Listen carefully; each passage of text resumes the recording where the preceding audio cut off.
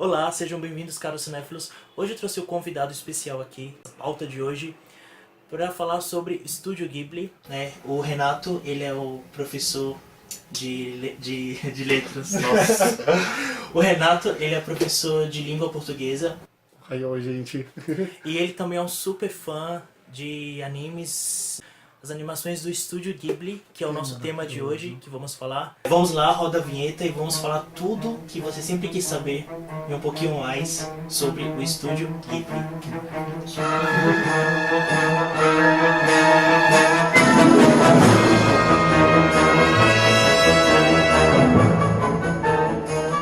O Estúdio Ghibli é um estúdio que fica no Japão, né, em Tóquio, né? Isso. Mas ele foi fundado o Estúdio Ghibli foi fundado em 1985 e um dos seus fundadores, que é um dos mais conhecidos, é o Hayao Miyazaki, que vocês vão ver, a gente vai falar um pouco mais sobre ele. Né? E o Estúdio Ghibli já tem aí... Quantas animações mais ou menos o Estúdio Ghibli fez? Acho que chega a 100 já ou não? Não, acho que 100 é muito, mas pelo menos umas 50, 60 sim, eu né? acho que sim, porque eles trabalharam em muita coisa. Antes de ser o Estúdio Ghibli, eles já tinham trabalhos anteriores, que foi mais ou menos quando começou a criar a fundação, né? Que você vê o Isao e o Miyazaki, eles meio que se conheceram, se eu não estiver errando o nome do cara, eu acho que é Isao. Eles se conheceram bem ali naquela temporada de pré-produção de anime, e eles fizeram um trabalho em conjunto que deu super certo. Quando eu conheci o Ghibli foi uma temporada assim de ler revista e ver um desenho e ficar apaixonado. De lá pra cá eu queria ver tudo e saber tudo, e tava numa fase que o anime tava começando a acender aqui no Brasil, então foi muito legal. Teve inclusive um filme que teve o pontapé inicial para que surgisse o Estúdio Ghibli, Sim. que foi o Náusea do Vale do Vento, né? Que começou tudo, né? Foi o grande filme que deu a abertura do estúdio pro mundo afora, né? A primeira projeção no Japão, no espaço. Inclusive o Náusea do Vale do Vento, o Estúdio Ghibli surgiu em 85 e ele é de 84, um ano antes. Sempre trazendo esse lado diferente, porque o que o Hayao, né? O que o Hayao Miyazaki ele costuma abordar nas suas subtramas? Ele gosta muito de abordar, assim, né? O Hayao, ele tem toda uma inspiração na história da vida dele, então, assim, o cara, ele teve pai aviador, então ele tem toda uma paixão por aviação, por causa da Segunda Guerra Mundial, que foi uma coisa que afetou muito o Japão. Isso é retratado em todas as obras, assim, do Estúdio Ghibli. Grande parte delas sempre tem um palco de fundo escondido, e ele tem um repúdio a armas. E uma coisa que eu acho que ele aborda muito bem, que é uma coisa da cultura japonesa, é o negócio da natureza também, porque é uma coisa muito presente, fora a humanidade num todo, né? A paixão pelo ser humano, o crescimento do ser humano num todo. E tem o negócio da Segunda Guerra, que foi uma parte que detonou o Japão, e ao mesmo tempo o Japão estava vivendo por uma revolução, que é uma coisa meio histórica. Então eles estavam passando por uma revolução, começando a criar mais indústria, prédio, tanto que tem Pompoko, que é uma animação do Estúdio Ghibli também, que é maravilhoso, que fala a história de um grupo de guaxinins, e esse grupo de guaxinins, eles começam a conviver com os seres humanos enquanto o Japão está crescendo. E no meio do caminho rola uma transação de energias. É uma animação underground do Estúdio Ghibli, que não veio pra cá, pro Brasil, e ela mostra muito dessas essências que a gente está comentando do Estúdio Ghibli, sabe? De trabalhar o contexto, trabalhar a natureza, trabalhar o ser humano. Essa animação ela consegue trabalhar isso, apesar dela ser bem infantilzinha inicialmente, depois ela te pega em cheio. Eu recomendo.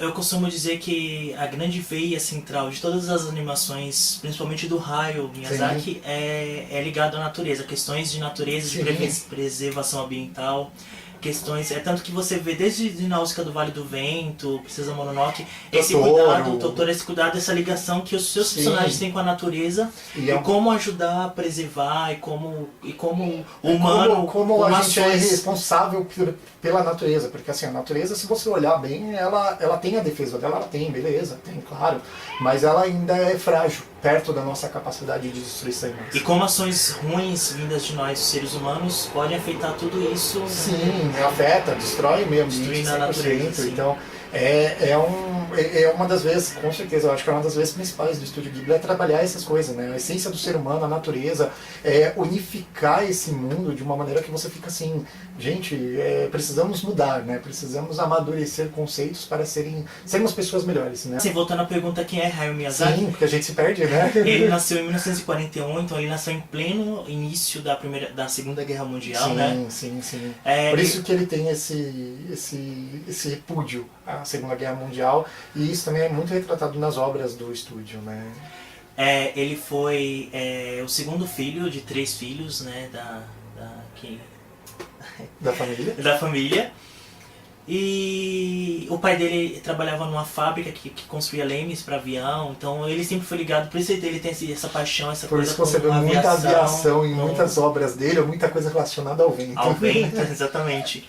E ele tem uma admiração e uma admiração assim muito grande pela mãe dele, né? Sim. Inclusive Porque chega a ter uma certa homenagem, né, pra mãe dele durante algumas obras, que nem, por exemplo, eu acho que o Totoro, no Totoro, que a mãe dele chegou a dele- ficar doente. Sim, né? e aí no Totoro tem essa retratação. Teve um outro, o Vidas ao Vento, assim, é bem distante, mas se você olhar tem uma retratação de uma doença também, de uma mulher doente. Sim. Então, eu acredito que sejam todas maneiras, sabe, dele retratar, e a figura da mãe sempre está muito presente nas obras dele, de alguma maneira, assim, ou carinhosa, ou de uma maneira, assim, mais, sabe, tipo, como eu posso explicar, né? Não, acho que no Totoro é a mais forte, porque é um período que tem aquela identificação 100% com o que estava acontecendo com ele, sabe? Sim, e a mãe do Raio ficou muitos anos doente, né? Então teve essa coisa mesmo, né? Esse período assim meio tenebroso, meio tenebroso né, na vida deles, né? E o Raio, ele começou a ter admiração por animação, se aproximar da animação, quando ele assistiu uma animação do estúdio Da Toei, da Toei Animation. Toei Animation. Então ele viu uma animação, ele ficou louco, e olha A que legal. Toei é revolucionária até hoje, Sim. né? Vamos ver. O cara ficou tão fascinado pelaquela animação que ele foi lá, né? Depois que ele bateu na porta, né? Isso ele já formado, já tinha feito toda a isso. sua estrutura, ele já tinha criado uma carreira, né, cinematográfica, não cinematográfica, mas já tinha criado uma carreira artística, né, trabalhou, estudou, Sim. correu atrás do sonho que ele queria ter. Então ele bateu na porta da Toei Animation Toei e Animation. ele conseguiu um emprego lá e conseguiu virar animador dessa Sim. empresa. E foi ali que ele conheceu o Isao Takahata e outras pessoas que Isso. futuramente iam ser ligados ao Estúdio Foi ali Ghibli, que né? que fundou a parceria do Estúdio Ghibli, né, porque foi na animação que ele trabalhou junto com o Isao, que ele fazia, na verdade, ele se matava para fazer os desenhos dessa animação, como eu tinha comentado lá atrás, eu acho. Ele se matava para fazer os desenhos da animação. Isso acabou criando, né, dentro do ambiente dele, chamar a atenção do Isao, e junto com isso, né, os dois acabaram se fundindo, porque viram, ambos, acho que cada um enxergou a qualidade do outro, sabe? Sim, então, sim. o Isao também é muito importante nessa história, mas a gente aqui está falando do Miyazaki, porque o Miyazaki é pai de tudo isso. Que assim, eu acho que foi o Miyazaki e o Isao juntos que deram o primeiro start. Né? O Isao Takahata, ele fez, acho que o mais famoso dele é o Túmulo de Vagalumes, né? Que é lindo. Que é uma obra também, ele lembra muito bastante aquele mangá, também não sei se chegou Hengen que fala, né? Gen Pés Descalços. Que se Sim. passa na Segunda Guerra, né? Que na verdade é a história de um menino que, que, na verdade, sobrevive à sim, Segunda Guerra Mundial, sim, né? Na verdade, se você olhar as obras japonesas ali durante e pós a Segunda Guerra Mundial, que foi quando o Japão pensava se erguer, a animação japonesa e os mangás começaram a aparecer com esse propósito, né, de ajudar o povo a se erguer e ao mesmo tempo para fazer um financeiro, para distrair um pouco, porque assim, o pessoal passava fome, o pessoal tinha, culturalmente falando, o pessoal estava passando por apertos, porque tinha acabado de explodir um monte de bomba, tinha detonado todo o país, o que tinha ali de alimento não estava mais, então quer dizer, o pessoal passou aperto. Eu tô muito devagar, mas eu acho que é um dos que mais retrata isso, como Gens Pés Descalços também retratava. E falam que é uma dos filmes uma animação mais tristes e pesadas assim já feitas na história do triste, cinema. É pesado, eu fiquei assim, a gente fala, durante triste, dias. É pesada sorrindo, né? Não, eu sorrindo. fiquei melancólico durante dias, não foi legal, assim, foi maravilhosa a história, mas ela te deixa com um peso no coração muito grande, porque ela é uma história que ela retrata uma realidade muito séria de lá, e assim, você assistir nossa, é literalmente dilacerador de almas. E aí a gente tem nesse cenário, né, nesse prédio que é a sede do Estúdio Ghibli, tem uma sala, né, que é a sala de reuniões, onde eles fazem o brainstorm, que fala, né? O brainstorm, é o famoso, a tempestade, o furacão de criatividade de ideias, do cérebro, né, que é quando você joga várias ideias na mesa e vai criando. E é super simples, então assim, a parede toda branca e ao fundo assim tem uma prateleira gigante com vários livros de animação, mangás e tudo referente ao assunto deles. E eles costumam ali sossegadamente, pausadamente, sem pressa nenhuma, conversar, debater, eu tô pensando nisso agora, aí uma nota. Eles calmamente vão conversando, sem aquela coisa, sabe, eufórica que a gente tá acostumado, que é mais o povo ocidental, né? O pessoal oriental é mais que calmo. Eles são muito mais equilibrados, né? Assim, eles têm uma filosofia de vida diferente, eles vivem muito mais o momento, assim, falando, porque eu sou apaixonado por cultura japonesa, então eles são muito mais focados, então eles não são que nem a gente que vive muito vai pra ontem, pra hoje, pra ontem, pra hoje. Não, eles são mais tranquilos, sossegados, tudo no seu tempo. Eles criaram um ritmo, né, eu acho que de trabalhar diferente. Eu acho que também tem um pouco a ver com o quesito religioso. O legal do Hayao Miyazaki é que ele sempre anda lá nos estúdios com um aventalzinho branco, gente, é muito legal. Muito fofo. Depois você coloca uma imagem do avental com ele, assim, tem um aventalzinho e tem a mesa de trabalho dele, que vocês às vezes pode ser bagunçada, mas assim, quem é criativo, quem é gênio, gente, tem a mesa pra tem ele, que ser uma bagunça. Mas pra ele ali tem o equilíbrio. Ali dele, tá tudo, ele ali sabe onde tá eles, cada coisinha. Ali tudo né? faz sentido, porque assim, quem gosta de desenhar é um prato cheio, porque você não desenha, sabe, assim, milimetricamente, não, você joga um lápis ali, puxa outro, pega.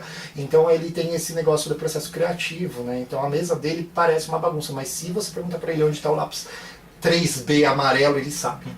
Outra coisa também é que o Hayao Miyazaki, ele fuma pra caramba, eu acho que ele fuma praticamente tipo um maço de cigarro por dia se deixar.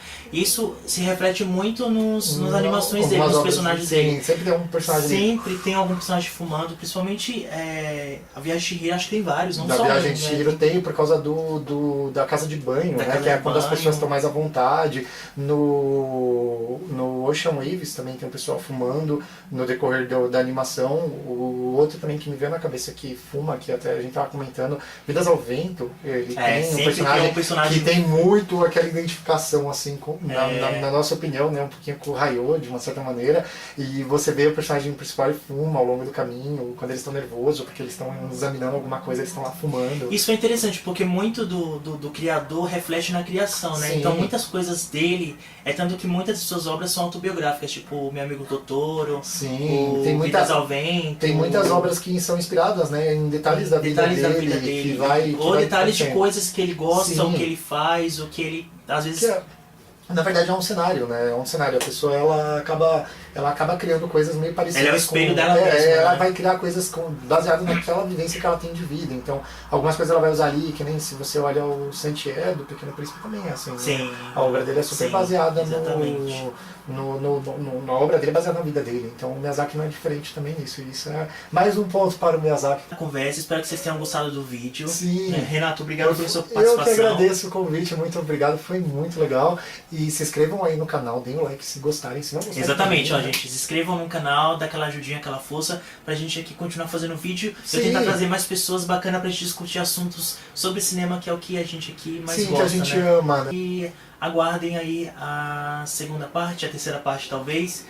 E é isso. Bye bye. Bye.